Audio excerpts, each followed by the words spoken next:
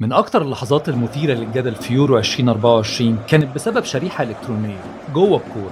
الموضوع حصل في ماتش الدنمارك ضد ألمانيا لما الحكم احتسب ضربة جزاء بعد لمسة يد من المدافع الدنماركي أندرسون، واللي اكتشفها ما كانش الحكم، دي الكورة نفسها هي اللي اكتشفتها، وده بفضل حاجة اسمها تقنية الكرة المتصلة اللي هي كونكتد بول تكنولوجي. الكرة اللي استخدموها فيها حساس حركة بيقدر يرصد مئات الحركات في الثانية الواحدة، وده ليه نتيجتين مهمين قوي. أولا الكرة بتعرف تحدد بالظبط اللحظة اللي اتشاطت فيها، وده بيخلي قرارات التسلل أدق بكتير. ثانيا النظام ده بيشتغل مع تقنية تتبع الأطراف واسمها ليم تراكنج عشان يطلعوا الجرافيكس اللي بيتحدد على اساسها قرارات الفار. مش بس كده، لكن كمان السنسور بيرصد اي لمسه يد حتى لو كانت خفيفه جدا، وده اللي حصل مع اندرسون لما ايده لمست الكوره بشكل بسيط جدا في دور ال16 ضد المانيا. السنسور سجل اللمسه دي وظهر شكلها ورصدها على شكل موجه صوتيه، والحكم احتسب ضربه الجزاء. والمفارقه ان لسه كان اندرسون ملغي له جون من دقيقه واحده بس مع ان الكوره فعلا لمست ايده، بس لحد دلوقتي اندرسون مش مقتنع عشان الكوره كانت قريبه جدا من ايده وقت ما اتشاطت،